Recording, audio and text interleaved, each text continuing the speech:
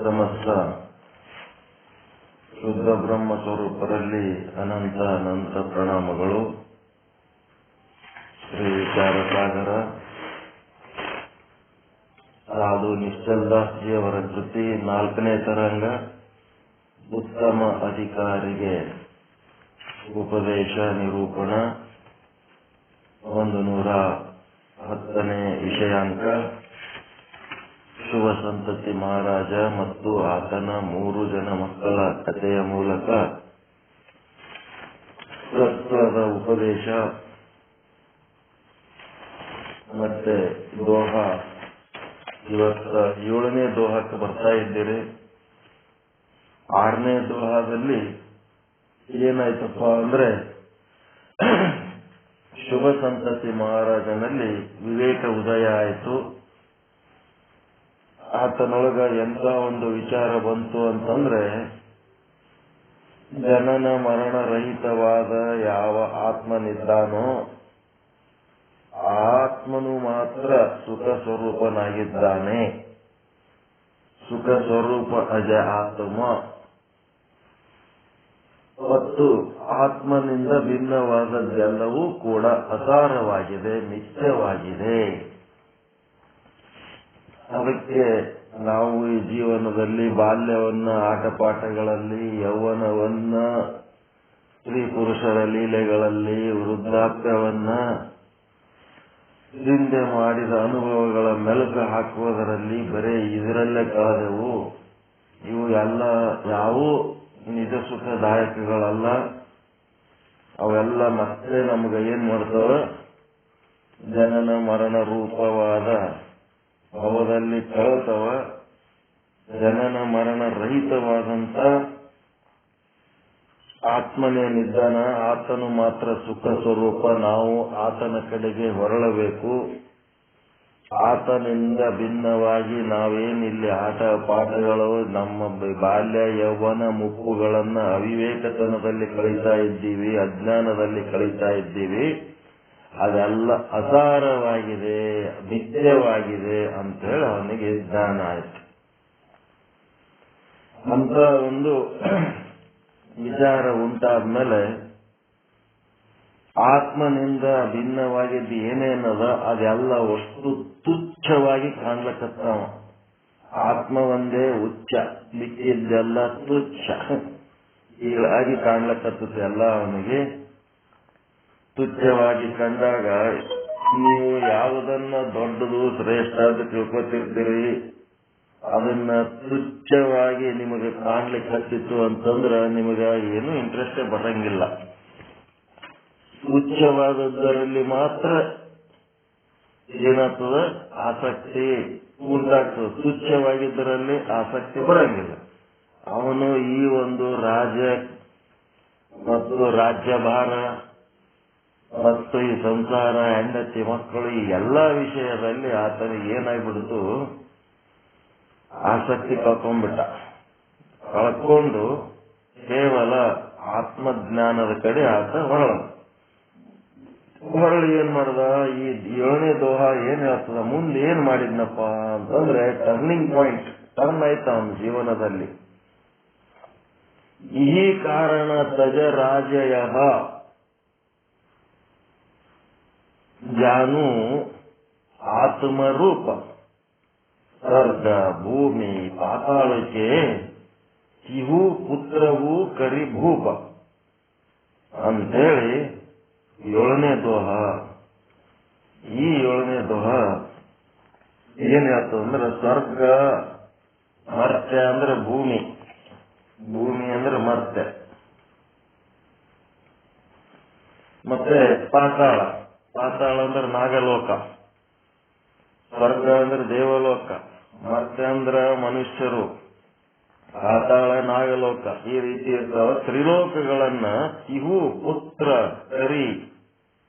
ಪುತ್ರವು ಕರಿ ಭೂಪ ಅಂದ್ರೆ ರಾಜರನ್ನಾಗಿ ಮಾಡಿ 3 ಮಂದಿ ಮಕ್ಕಳಿಗೆ ಈ 3 ರಾಜ್ಯಗಳಿಗೆ ಇವು ಸ್ವರ್ಗ ಭೂಮಿ ಪಾತಾಳ ತ್ರಿಲೋಕಗಳನ್ನ ತಿಹು ಪುತ್ರ ಹೂ ಕರಿ ಭೂಪ, ಭೂಪ ಅಂದ್ರೆ ರಾಜರನ್ನಾಗಿ ಮಾಡಿ ಏನ್ ಮಾಡ್ದ, ತಾನು ಏನ್ ಮಾಡ್ಬೇಕಂತಂದ್ರೆ ಜಾನು ಆತ್ಮರೂಪ, ತಾನು ಆತ್ಮರೂಪನಿದ್ದೇನೆ ಅಂತೇಳಿ ತನ್ನ ಸ್ವರೂಪ ಜ್ಞಾನದ ಸಾಧನೆಗಾಗಿ ಆತ ಹೋಗ್ಬೇಕು ಅಂತ ವಿಚಾರ ಮಾಡೋದು.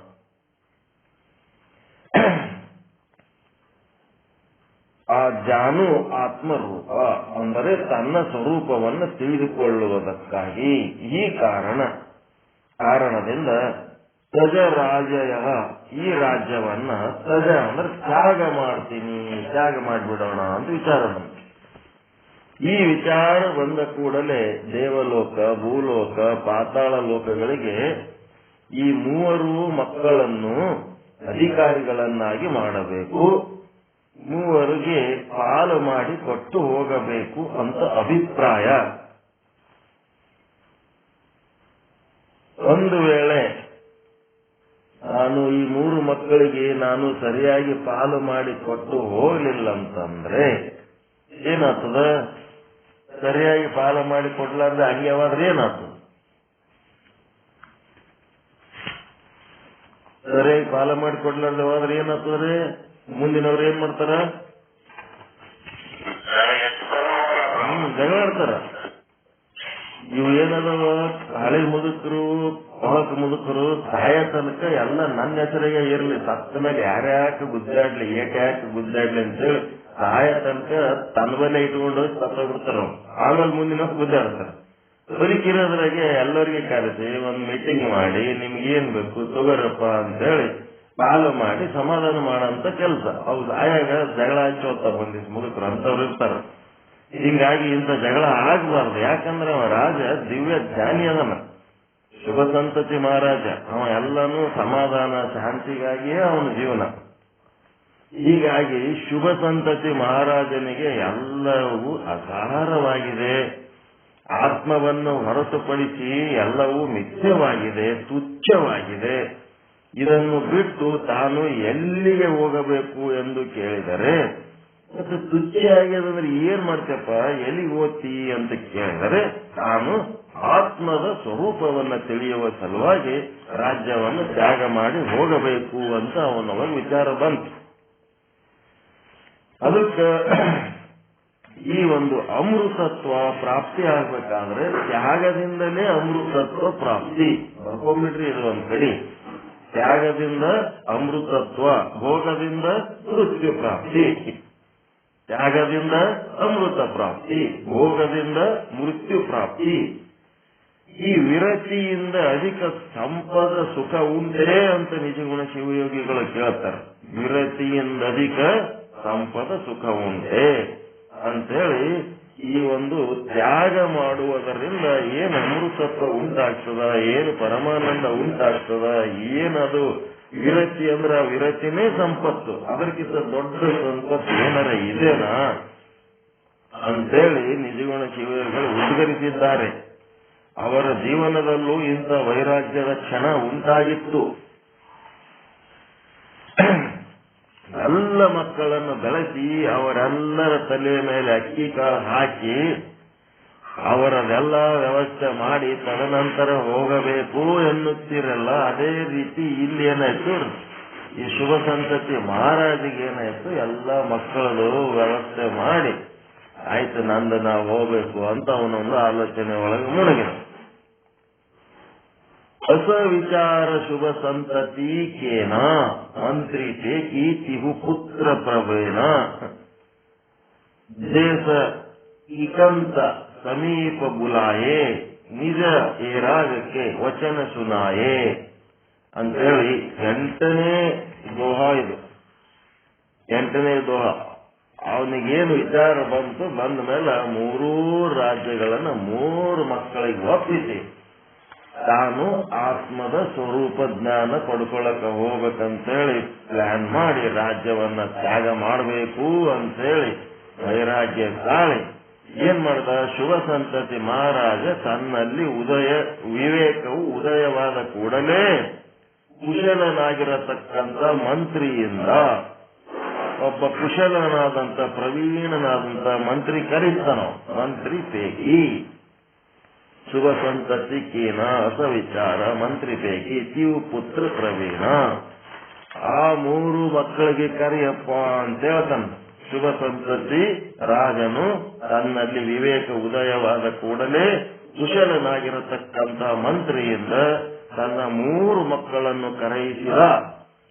ಏಕಾಂತ ಪ್ರದೇಶದಲ್ಲಿ ಕುಳಿತು ತನ್ನ ವೈರಾಗ್ಯದ ವಿಚಾರಗಳನ್ನು ಮಕ್ಕಳಿಗೆ ಹೇಳುತ್ತಾನೆ. ಮಂತ್ರಿಯಿಂದ ಮಾತ್ರ 3 ಜನ ಮಕ್ಕಳನ್ನ ಕರ್ಕೊಂಡು ಒಂದು ಏಕಾಂತ ಪ್ರದೇಶದ ಕುಂದಿರಿಸಿಕೊಂಡು ತನ್ನ ವೈರಾಗ್ಯದ ವಿಚಾರ ಹೇಳುತ್ತಾನೆ.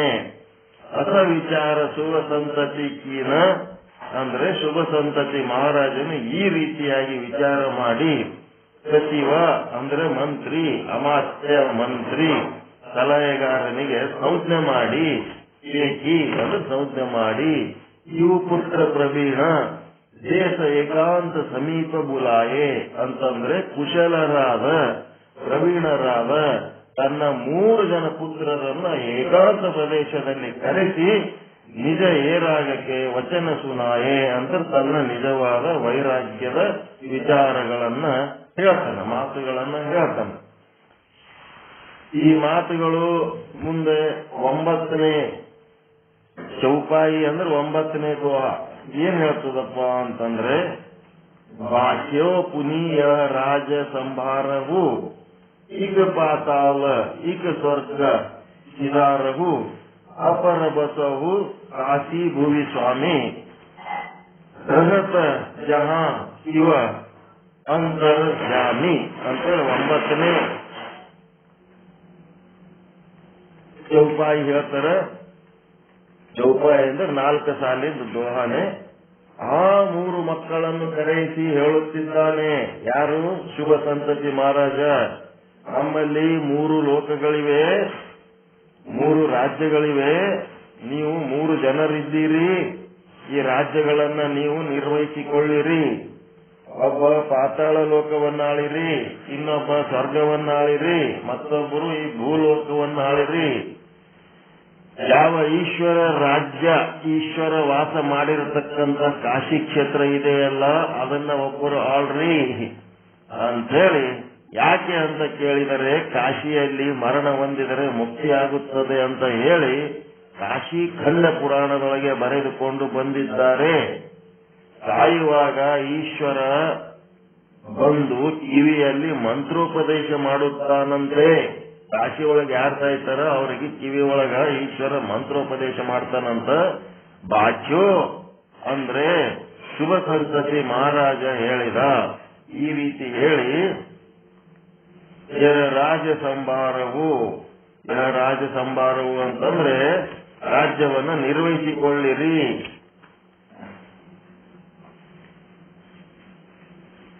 ಏಕ ಪಾತಾಳ ಒಬ್ಬರು ಪಾತಾಳ ಲೋಕ, ಈಗ ಸ್ವರ್ಗ, ಇನ್ನೊಬ್ರು ಏನ್ ಮಾಡ್ರಿ ಸ್ವರ್ಗವನ್ನ ಸಿದಾರವು ಹೋಗಿರಿ ಆಳಿರಿ. ಅಪರ ಇನ್ನೊಬ್ಬರು ಜಹಾ ಎಲ್ಲಿ ಅಂತರ್ಜಾಮಿ ಅಂತಂದ್ರೆ ಸರ್ವಭೂತಗಳಿಗೆ ಆತ್ಮಭೂತವಾದ ಶಿವ ಏನದನ ಈಶ್ವರನು ಇರುತ್ತಾನೆಯೋ.